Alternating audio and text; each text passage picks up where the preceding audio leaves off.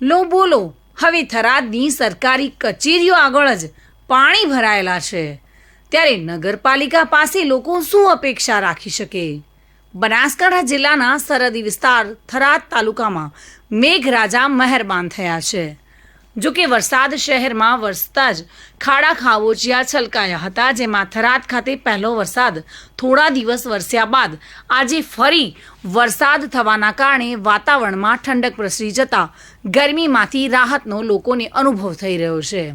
જો કે વરસાદના લીધે થરાદ શહેરના રસ્તાઓ ધોવાઈ ગયા હતા, જેથી થરાદ નગરપાલિકા દ્વારા કરવામાં આવી રહેલી પ્રી મોન્સૂન કામગીરીની પોલ ખુલી જવા પામી હતી.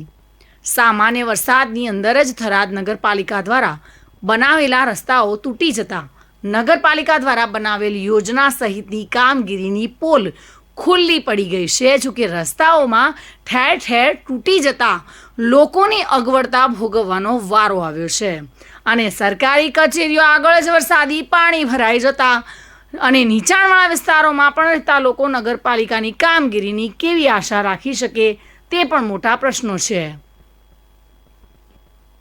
વરસાદી માહોલના કારણે સમગ્ર પંથકમાં ઠંડક છે, પરંતુ જે રીતે નગરપાલિકાની કામગીરી બહાર આવી છે અને સરકારી કચેરીઓ આગળ જ પાણી ભરાયેલા છે, ત્યારે લોકોમાં રોષ સાથે ફિટકારની લાગણી પણ જોવા મળી રહી છે.